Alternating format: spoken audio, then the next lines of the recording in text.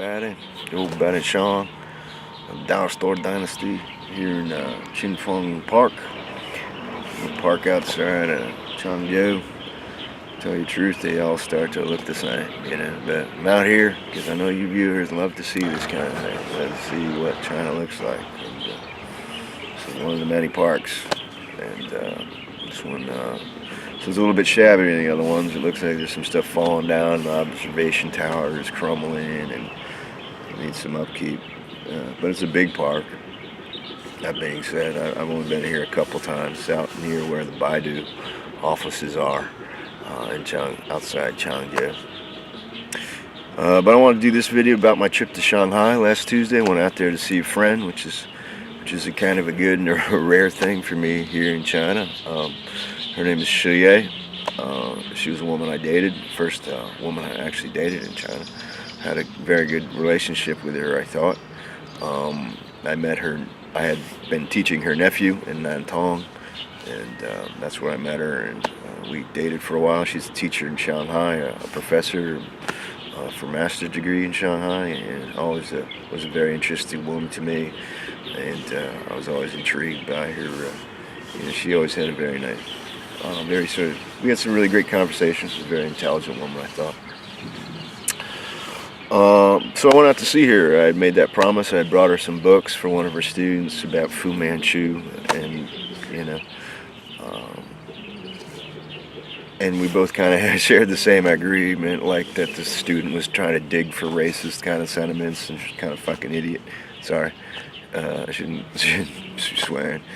But that this, she was digging for elements that weren't there. It's just kind of more of that nationalist sentiment that is sort of corrupting and very corrosively becoming a part, attaching itself to viable relationships between Americans and Chinese. So anyway, I wrote down some of the positives and negatives about that trip. Unfortunately, there wasn't really a lot of positives to it, The one big positive is there I was going to see my friend, and I accomplished that. It was definitely a change of pace for me. I don't tend to go out very much and do a lot of traveling here anymore. I just don't find that kind of fascination. I'm more concerned about my future, and I'm more concerned about value than I am about running around and taking pictures of things anymore. But I did it, and it was relatively easy. I woke up that morning. Unfortunately, the pollution here has just become unbearable in a lot of ways, and this is one of the reasons I have this here. I do most of my time outside wearing this here. Everybody thinks I'm a crook or something, like I'm trying to train robberies or something. Wild imaginations. But I wear that. And everybody's sick. 70% of the people have come down with illnesses based on this pollution. And then you combine that with, being with children who pick up a lot of sort of germs or, attract and I transmit that the illness from one to the other. The loogies coming out of their noses and everything, and you're just kind of in germination. You're sort of in a petri dish for the sickness. But yeah, I'm getting a little sick. Definitely related to the pollution, though. It always happens. So anyway, I woke up that morning, Tuesday morning. It was just another gray day. We're talking, 200% unhealthy, or 300. I got on the train. I went down to the train station. Good thing there, positive, was that one, I was able to get my tickets online. I was able to get my tickets through WeChat as a foreigner, and it's kind of rare that foreigners get to share some of the conveniences that the citizens here have, just because we don't have ID cards. So we have to use passports, and so a lot of the convenience or the systems, they don't arrange it so you can use your passport as an ID card. Like things like the bikes on the streets, you'll see a lot of publicity about the bike revolution in China and all that, where you just kind of, use your WeChat and you scan your QR code and you get your bike. and you can go around the city. I think they are appearing in some cities in America. I know Saratoga Springs has them in New York. But foreigners have no access to that here in China. They can't enter their information into the app, and so therefore they can't scan the code. If you can't scan the code, you can't unlock the bike. You can't pay for it. It's useless. But I am able to get my train tickets online, and that was a definite plus. Just go to you pay for them online, and then you just go down and pick them up at the station. Another plus was that the Changzhou train station is open. I know I complained a little bit about that train station in other videos, but it's open now, and it's a lot more convenient to get from the ticket offices to your gate. It used to be like you had to walk just a very long distance just to get to your gate, and everything was just kind of like through little like corrugated steel pathways and things to get to to get to the station, because it was all under construction. But it was open, and it looks all right. Looks like a train station, but it's just nice to have it open. The negatives, though, I was hungry. I just thought I was just going to get food at the McDonald's, 24-hour McDonald's, right there in the train station, and that was closed for whatever reason. So I didn't get to eat anything. When I got on the train, I was pretty hungry, and it took about an hour to get there to Shanghai, and I was just kind of hungry the whole way and dying to get off the train and find something to eat. The subway is busy as heck, in Shanghai, so I didn't really enjoy that. A lot of people, a lot of crowds, as you can see here. And I'm hitting it during most of the rush hours. I bought cheaper tickets. I bought first class, but I bought the cheap ones that are like at the early hours, because I prefer to travel the first class on the speed trains, because you get a lot more leg room and a lot more space, and it's not as crowded. So it's something I'm willing to pay the 50 yen more or whatever to do that, 50 RMB more to do that. So I do that. The train was fine though, but the subway, once you get off, the subway was really crowded, and we're talking like this crowded.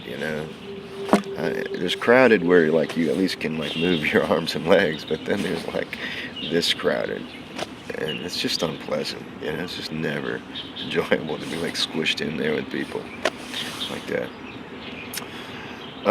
So I got to Shanghai. Another plus is I met her at Jinan Temple, which is a place I had never seen before or been around before. I didn't go in to see it because basically it was another temple, and I've been to so many temples in China that I really didn't feel a need to see another one. So I didn't go in it. Maybe I will one day, just for the sake of it, but I didn't go in. And then she showed up, met her, and we went out and got something to eat at a curry, surprisingly an Indian restaurant. She knows I guess I like Indian food, and took me to a place. It was pretty good. No complaints about the food. Part of the deal was she was going to pay for dinner, or pay for lunch, but I decided to pay my share of it, and maybe a little bit more, just out of courtesy. Food was good, but she got me this watermelon drink that I just did not like. I didn't like this watermelon drink that she got me. I really wanted a Kingfisher beer, but since she got it for me, I didn't really sort of say anything.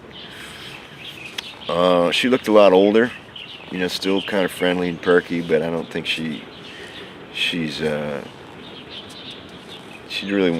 didn't feel like she wanted to be really perky with me, but she turned down a little bit of the charm here and there, and in that way she was still the same old yay, still the same old Sonny, but she looked older to me, and that just kind of like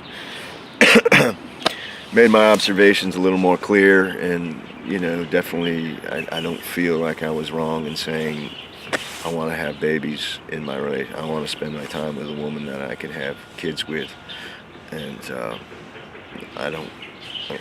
and so that's why I ended that relationship, and maybe she had been lying about her age when we first met to begin with. But she's doing well. She's a professor at Shanghai University, a good person. She had taken a fall and had bumped her head, had a little scar there. So I advised her to get cocoa butter, and it seemed to be working. What else? The big elephant in the room, though, was that like we got to talking about Trump, and I'm obviously, I support the policies that Trump has towards China. I support him being more aggressive and assertive with American interests and the American economy at this point, in terms of what China has been sort of trying to manipulate it and take advantage of it. And it's kind of funny too, like a lot of like the people here in Changzhou I speak to who buy American products like Frosted Flakes and things like that. They're all expecting the prices to go up because of the trade war. Oh, American products, they're going to go through the roof now. Never be able to buy them because of all these tariffs. But what happened really was the prices went down, which tells me that those companies were going to pull the same kind of deal that the Chinese were going to do. Like once you get in the door, just sell it really cheap, and you can always produce more, just get it in the door, and sell it really cheap and outprice their products, And you should realize that the American was setting a certain price range to bring up all the other values of the Chinese products, And if that if the top shelf says suddenly, like, hey, we're going to push this stuff out the door, your stuff is going to look like a joke, And so that's what the American companies did. I saw like things like Doritos went from like 8 or 9 to 5. They didn't go up in price at all. It went down in price. So they're like, all right, we'll pay whatever tariff you want to hit, but we can push the stuff out the door. You don't even know. So that's what was happening really. Anyway, she was not happy hearing me about my position there, and I didn't really care, I've been in China for going on 8 years now, and I've seen a lot of things. How they sort of regard people who aren't Chinese, just in a very general sense, and that general sense seems to have a lot of momentum, or it's become very expansionist, to say, even in more broader and in a larger sense, in the bigger picture, that just kind of translates. So anyway, she wasn't happy with that, and she was very uncomfortable around me, or hearing me say the things I had to say concerning that. I didn't care.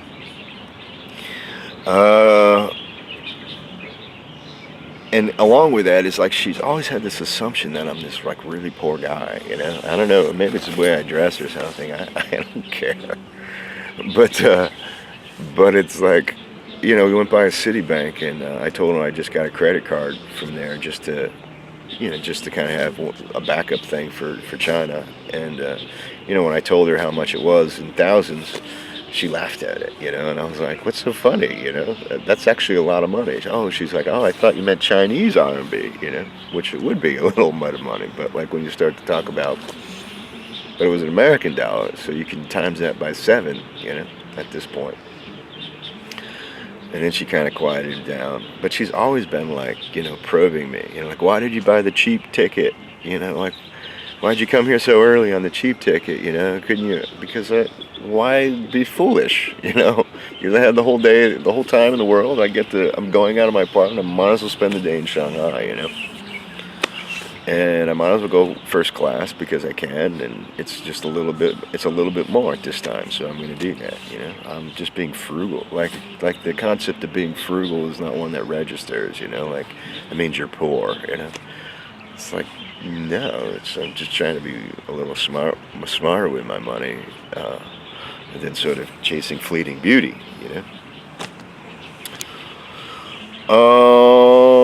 So anyway, we went out to dinner, and then we went out to lunch, and we said, what do we want to do now? And we decided to go to the Bun, which is a place I wasn't sure I'd been to, but it turns out I hadn't been to it. So I got to the Bun for the first time, which was kind of cool. It's kind of something everybody does. It's the part of Shanghai that is used to kind of be the foreigners' quarters, foreigners sort of part of the city district in Shanghai. So you see all these kind of Viennese structures next to sort of Roman architecture, and very Western architecture. So we got down there, and I think the Apple Store is also down there. Walked by that, and I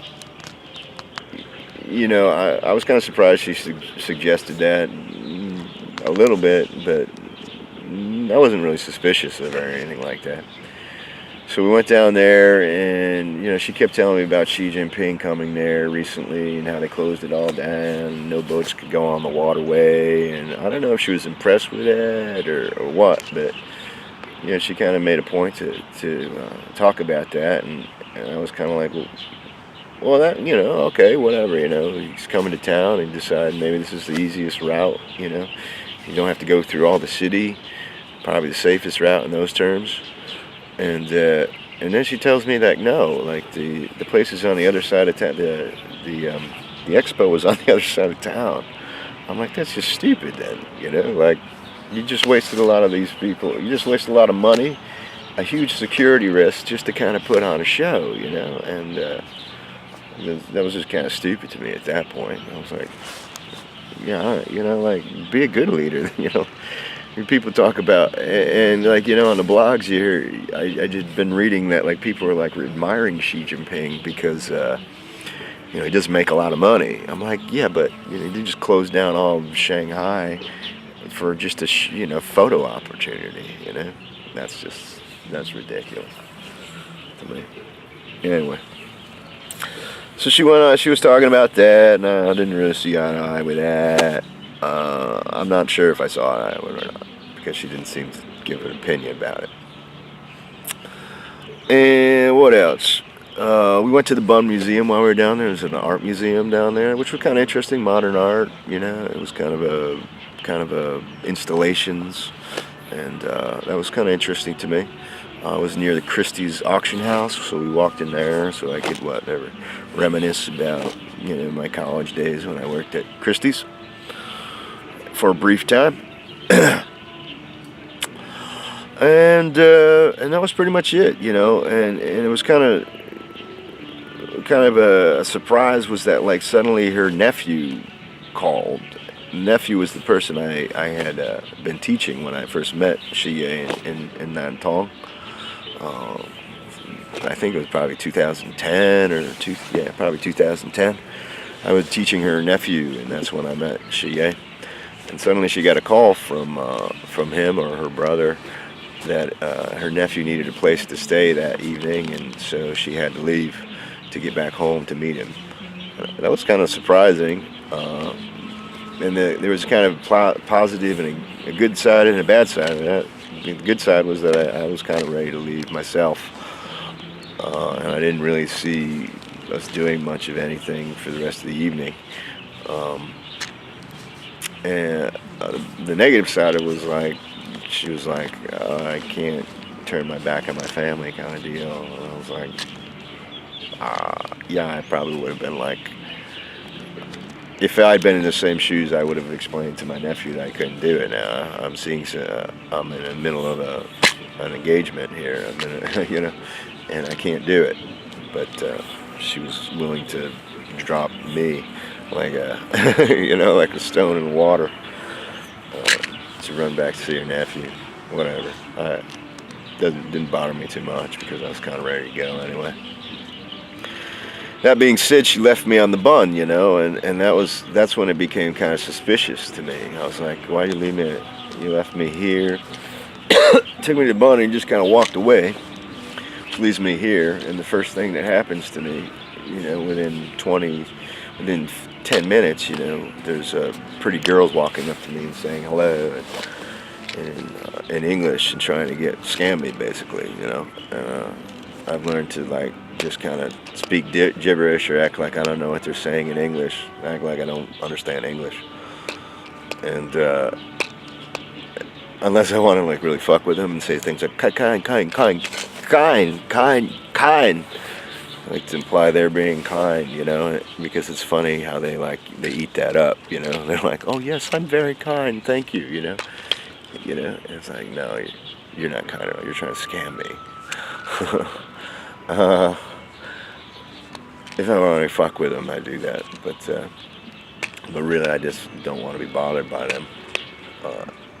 And so anyway, yeah, it was kind of dubious to me. Like, why would she leave me there suddenly unless she wants me to go out and pay for sex or something like that, you know? I think she realized I wasn't interested in having sex with her, you know, because we walked by the Peace Hotel and we walked by all these hotels and stuff, and I wasn't ever suggesting I was gonna get us a room, you know. So anyway, that was the trip. I'm glad I did it. I'm glad I got out there to see her, just to kind of make contact with my past here in China, and keep my promises and keep in touch and change of pace. But that's all for, I think that's all I gotta say. Let me check my notes here. Oh, this is important plus. It was only like $50, the whole trip. So I went to Shanghai, spent the day there, and it only cost me like $50. So that's a good deal. Which was around just under 500 RMB, 500 yen. So that was a good deal. Hey, $50. I didn't want to spend a lot of money. So I got out of there pretty cheap. And that's about all. I'm gonna kind of sign off there. We'll catch up to you next time, and I'm gonna head back to the apartment, put this thing together, put it on the editing, putting it in the software, and see what it looks like. Send it out to you guys. Take it easy. Catch you next time. Stay tuned for more.